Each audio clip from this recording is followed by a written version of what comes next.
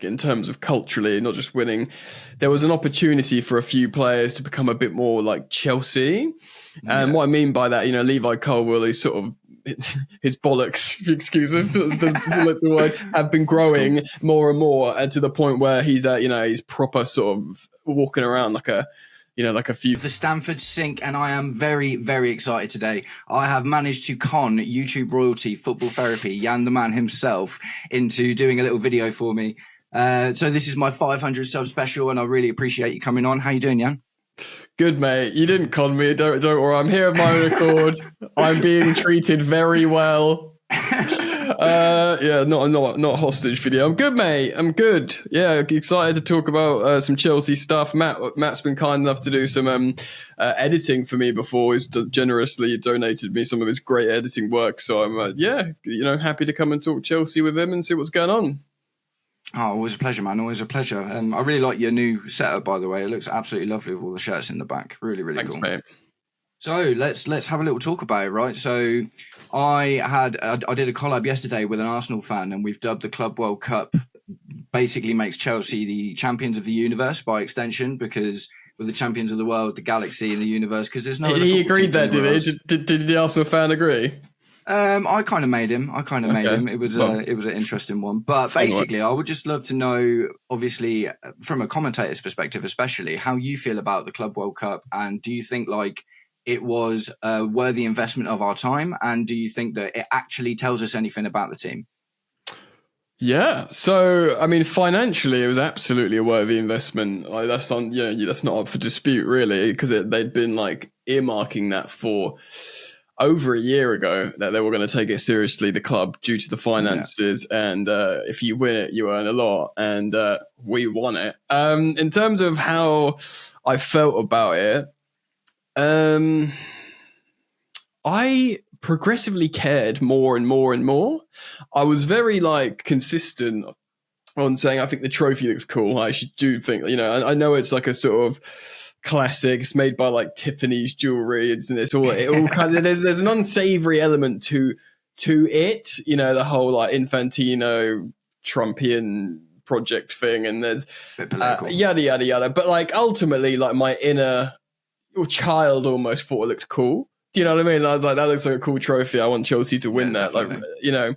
And as we got on, it's the classic thing. We knew the South American teams would take it seriously, but when it got cooking, and the attendances were low and the conditions were awful in terms of heat and stuff.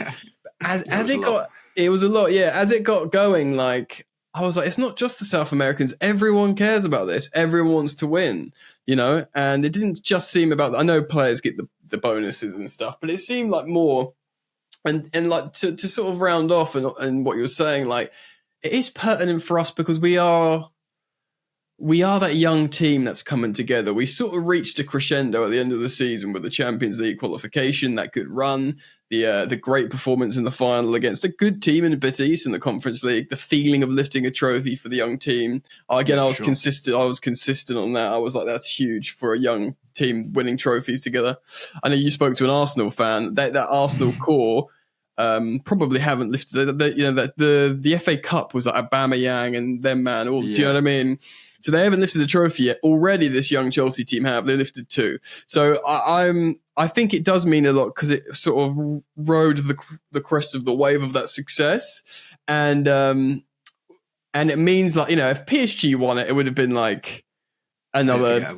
It's sort of, I forget, they would have loved it because they would have seen the stage as well. All the South Americans can see how good they all watch the Champions League, but everyone can see how good we are now, and they wanted to win it, hence the fight at the end and all that.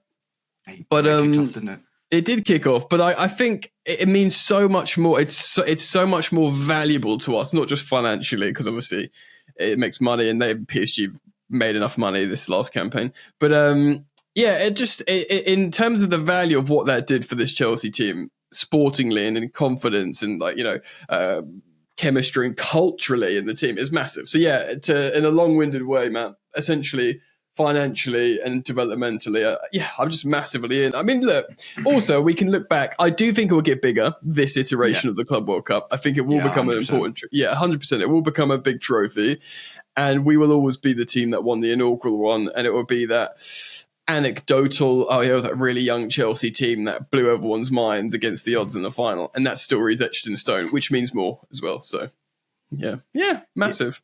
Yeah, I kind of 100% agree where you're coming from, man. Like, especially the part where you said you grew into it. I was exactly there. Like, I was like, if we get knocked out in the groups or whatever, I'm like, it's cool to be part of it, but I won't be super disappointed. But as each game kind of went on, I found myself being more and more like, I desperately want to get us through to the next round.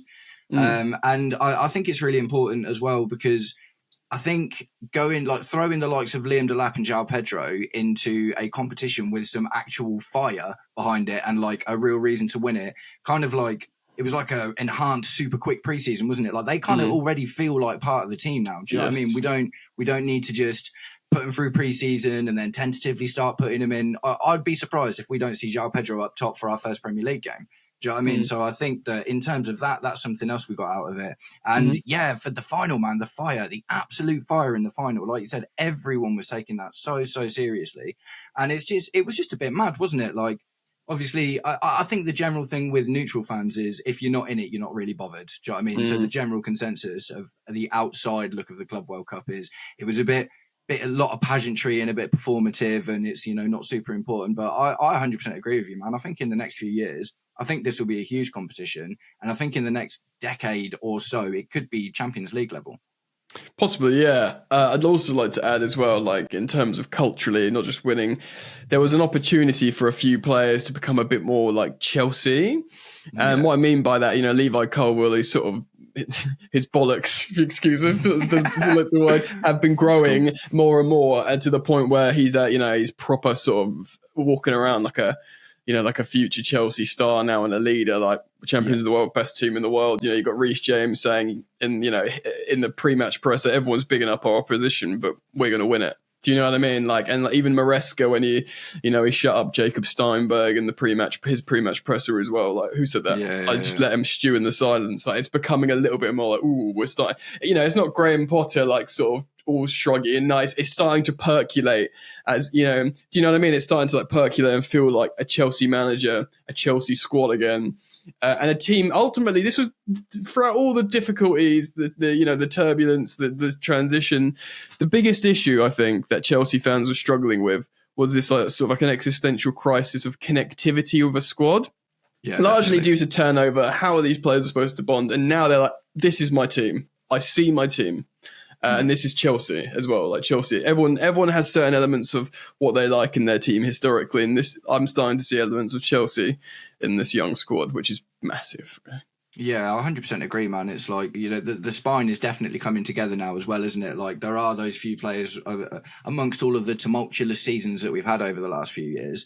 Now you've got the likes of Moises Caicedo, Cucurella, Cole Palmer, Enzo Fernandez to an extent as well. These are like the Chelsea boys now, and it's not just this, okay, we've got new guys in and huge turnover every season. It's starting to turn into we're adding to the pre-existing spine rather than like every position's got a question mark over it. And like you say, it's being able to connect to that team as a fan is like really, really important. And, Cole Palmer is just the heart and soul of that side of it, I think. Do you know what I mean? The connectivity side, everything kind of emanates around when he's doing well. But it just kind of pulls everything together, doesn't it? And, last season and the season before, when we're buying in all of these guys all of the time and it's a little bit mental, I was a bit more like, I don't really know how to feel about any of these guys and I don't really know how to connect to it. But next season now, we're just looking at tying up a few knots and tidying up a few spots rather than like mass kind of regeneration sort of thing again. So yeah, 100% agree. 100% agree. Yeah, very exciting, man. Definitely. 100%. So let's just have a little chinwag about next season, man. So the Arsenal fan I spoke to, he feels pretty confident that Arsenal are going to win the league next season. So I kind of countered that with, yeah. I kind of countered that with, dreaming's free, man. Do you know what I mean? Yeah. No. He's a good lad, really. He's a good lad, really. I just feel like they're kind of like conditioned by all of that time under Wenger. Do you know what I mean? Where it's like, they always think that, this year's our year kind of thing. Yeah. But so for me, I'm not like, I see it as an outside possibility that Chelsea could maybe go for a title run, but I do think we'll do better than we did last season, and I think we'll finish second or third and have a deep run in the Champions League. But I'm not, as of right now, feeling that same thing that the Arsenal guys are feeling, being like, I reckon we're gonna really have a good crack at it.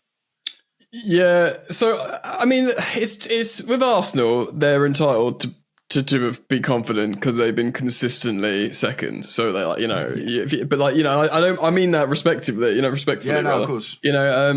And they've signed Gyökeres, and like I've been speaking about this recently on my second channel, thinking I just can't. I find it peculiar that more teams weren't aggressively going for him, but I just can't see him failing because he's built like a brick shit house and he's just a goal getter. I just don't see him not scoring a good amount of goals. So, and maybe he might score loads. So they'll be good. Before I just quickly tell you what I think about Chelsea, you can't ignore what Liverpool have just done. They won the league by 10 points, and it could have been more, but they took their foot off the gas completely. They were like, we'll win it by double digits. We'll chill now. They kept Van Dijk and Salah, and they've spent over 300 million on transfers. That can't be ignored. So they are, for me, par for Liverpool is winning the league. But prior to everything, when they just won the title, I was like, "Oh, they could fall off now. This could be a flash in the pan moment." I was saying it's an off season for loads of other teams. United and Spurs down at the bottom of the table. City were off it, and there wasn't really like high octane challenges. But I was like, Salah might go, Van Dijk might go, and Arne Slot, like he picked up an oven-ready team. Are they going to keep morale high? But they locked down Salah, they locked down Van Dijk. Morale will be high because they brought in one of the best attacking midfielders, a young striker. They replaced a sort of generational fullback pairing with a potential generational fullback pairing, and all that will push and keep morale high. I just think for them, par is winning the title. That's how good I think they are, and I how have an good. Interesting counter to that. Go on, those. So the Liverpool thing I find absolutely fascinating. If they'd have just bought Kirkes, Frimpong, and Wirtz, I'd feel a little. I was 100% like, right, Liverpool are on for it. But because they've kept on going and are looking at keeping on going, as a Chelsea fan, what I know is it's really, really difficult to fit 5+ new players into your team, because then it isn't just about how good they are as individual footballers.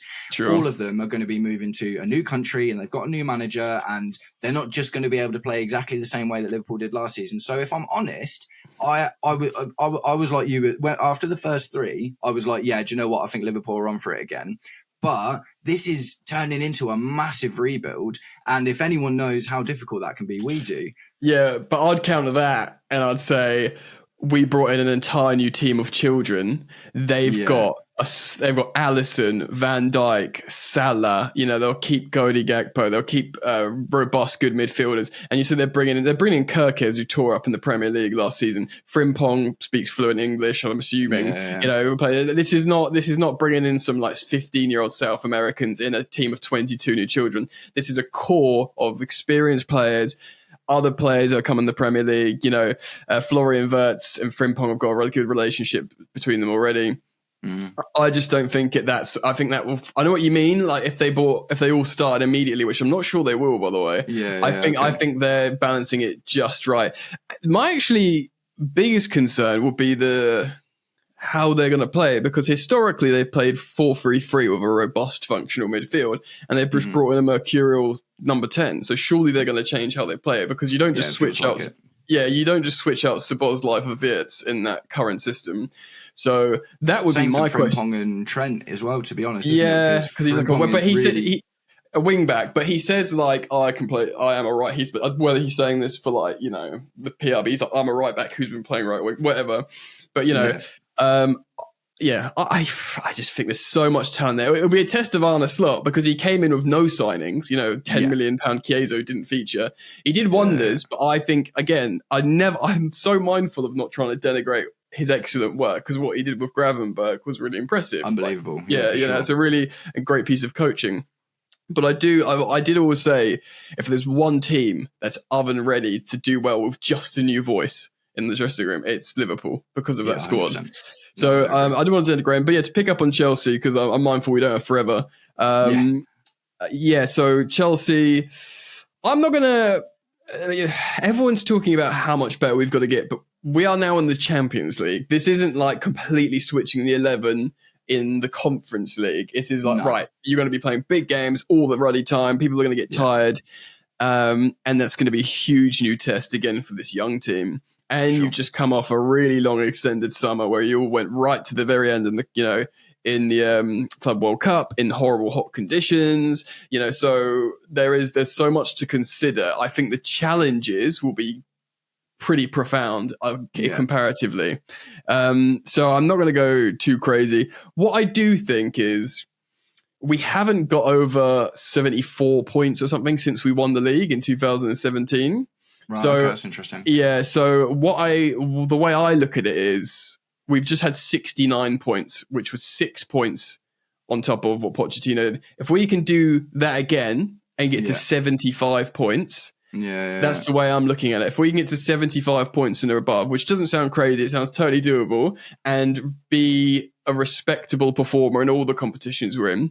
So if we get I'm not expecting us to win the Champions League, but we actually look like a team really equipped to do well in the Champions League as a competition, as in terms of the opposition, style of football, cup football.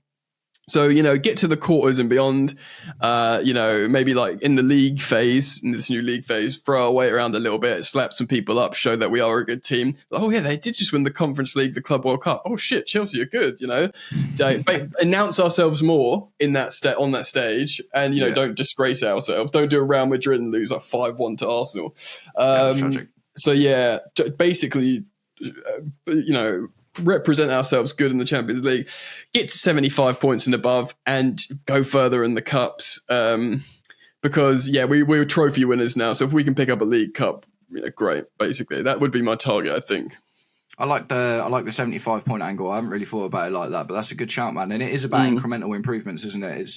And that's what it has been so far. Obviously, we had to drop quite a lot to start making those incremental improvements. But no, that's excellent analysis, sir. Well, do you know what? Like you say, we both haven't got much time, but thank you so much for coming on the channel. Really, really appreciate it. Pleasure, man. Obviously, if anyone is here watching this, you've probably already found me through Jan, because I had a little dive in my YouTube analytics, and the majority of my subscribers or people that watch me watch you. So if you're here, you've probably found Jan's channel already. But if you haven't, 100% head over and subscribe, because excellent Chelsea analysis every single day. And that's kind of it, really. So thanks very much, man. Have yourself a wonderful day. I was going to say thanks for having me, and pleasure coming on chatting Chelsea, man. Yeah, nice one, man. Catch up with you soon, yeah? Cool. Peace.